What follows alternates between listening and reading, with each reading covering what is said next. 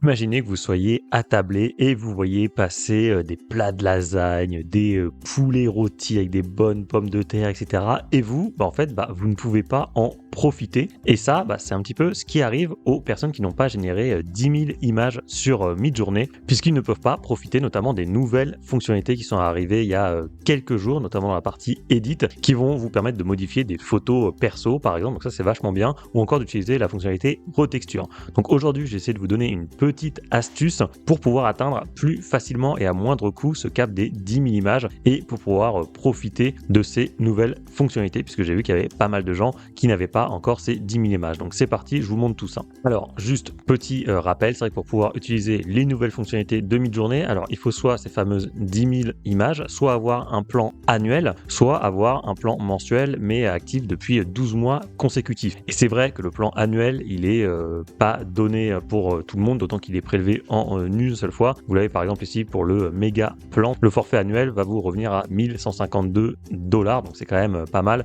Et ensuite, vous avez d'autres plans annuels ici. Et donc, je comprends que certains n'aient pas ce type de forfait. Moi-même, je ne l'ai pas. J'ai un plan mensuel depuis plusieurs mois maintenant et j'ai généré plus de 10 000 images. Donc, je vais vous montrer comment vous pourriez éventuellement atteindre ce cap fatidique. Alors, juste pour rappel, vous pouvez le retrouver ici en tapant info sur Discord, ça ne marche pas sur le site. Vous allez avoir ici lifetime usage et vous avez le nombre d'images que vous avez générées. Donc moi j'en suis à plus de 29 000, mais vous ça va peut-être pas être le cas. Donc comment on peut trouver une petite astuce pour atteindre ce cap? Alors on va créer un prompt très basique et on va le coupler à certains paramètres. Alors ces paramètres en question, ça va être par exemple le paramètre quality, donc 2-Q par exemple, et ensuite vous pouvez le coupler avec une valeur, donc par exemple 0,25, 0,5, 1 ou 2. Et ce qui est intéressant avec ce paramètre, on va le voir, c'est écrit ici une valeur faible de quality, donc de -Q, signifie que votre image sera générée plus vite.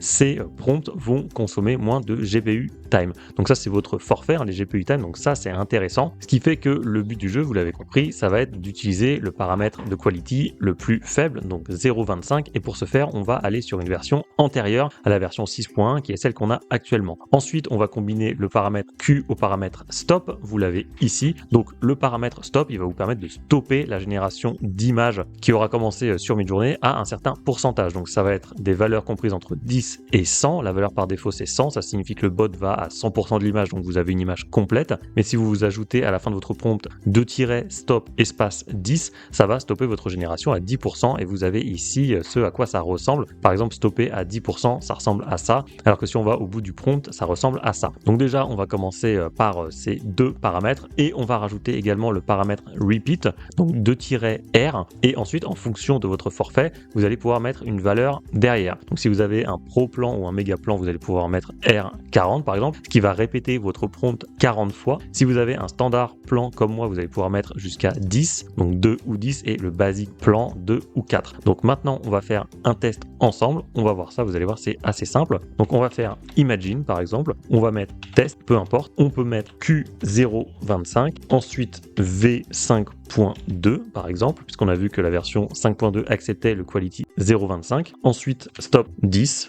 et ensuite R10 par exemple. Voilà, ça pourrait être le prompt qu'on va lancer. Et là, ce qui va être intéressant, c'est que ça va nous coûter très peu de crédit parce qu'on va lancer un prompt avec une quality assez faible, 0.25. On va stopper la génération à 10%, donc ce qui fait que le bot va passer beaucoup moins de temps sur notre image, donc ça va nous coûter beaucoup moins cher. Par contre, ça comptera quand même comme une image. Donc on va faire le test ensemble et on va voir ce que ça va donner. Donc dans un premier temps, ce qu'on va faire, c'est qu'on va taper donc info, on va voir où j'en suis en termes de forfait. Donc là, j'en suis à 81,09% de mon forfait, 12,16. On va prendre une petite capture d'écran, on va se le garder de côté et on va faire le test avec le prompt, avec tous les paramètres que je vous ai montrés et des prompts classiques sans aucun paramètre. Et vous allez voir que certains vont nous coûter moins cher forcément. Ça sera tous ceux avec les paramètres. Donc c'est parti. Donc là, je recrée mon prompt. Je me mets bien en version 5.2. Je lance 6 fois le même prompt et on va voir combien ça va me coûter. Et on se retrouve une fois que la génération sera terminée. Et là, vous voyez, ça va très vite forcément. Donc ça nous crée des images comme ça qui n'ont même pas eu le temps de se générer. Et comme forcément on a demandé que ça se stoppe à 10%, eh bien les images se créent rapidement comme vous pouvez le voir ici. Donc là maintenant on a bien généré 6 images de plus. Donc on va relancer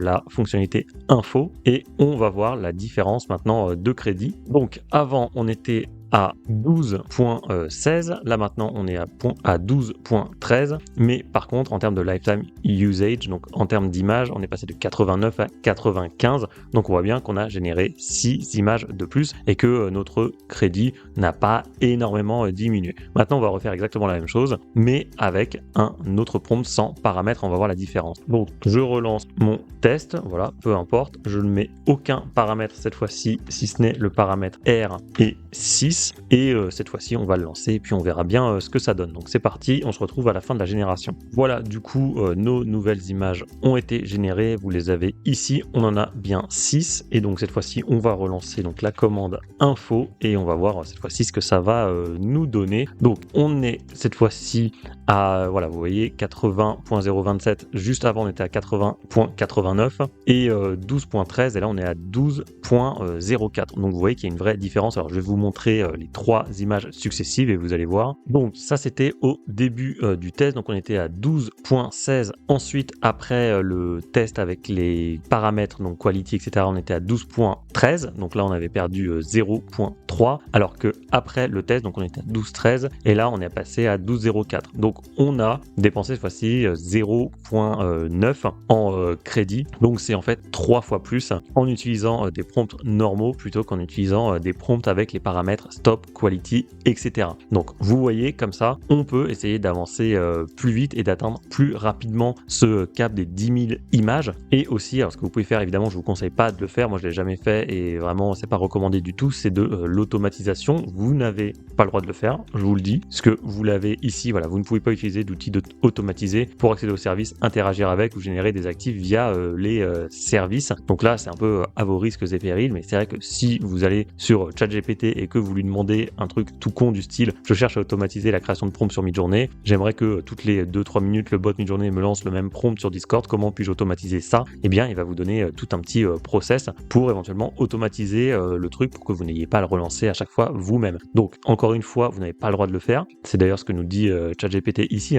assure-toi de ne pas dépasser les limitations d'utilisation de Discord ou de Midjourney, car une automatisation trop fréquente peut être considérée comme du spam et ton bot pourrait être banni. Donc c'est exactement ce qui pourrait vous arriver. Donc voilà, je vous dis que vous pouvez vous y essayer, mais encore une fois, je ne vous conseille pas de le faire. Écoutez, on va pas faire beaucoup plus long avec cette technique. Je sais que c'est pas forcément optimal, mais ça pourrait quand même vous aider si vous êtes à 8000 ou 9000 images et que vous avez vraiment envie d'utiliser les nouvelles fonctionnalités. Ça pourrait être une petite technique qui vous permettrait d'accélérer un petit peu le process à moindre coût, puisque comme vous le savez sur Midjourney, le temps c'est de l'argent. Moins le bot va passer de temps à générer vos images, moins ça vous coûtera cher. Donc voilà, à tester, puis c'est l'occasion de revenir sur des paramètres comme le stop, le repeat, le quality, etc. Bon et enfin, comme on a quand même parlé des nouvelles fonctionnalités de Midjourney et que c'était la raison pour laquelle j'ai fait ce tuto des 10 000 images, je vous affiche en plein milieu de votre écran le tuto de présentation de ces nouvelles fonctionnalités. Comme ça, vous verrez l'intérêt d'avoir franchi ce fameux cap des 10 000 images. Donc si vous n'avez pas vu ce tuto, je vous invite vivement à le regarder.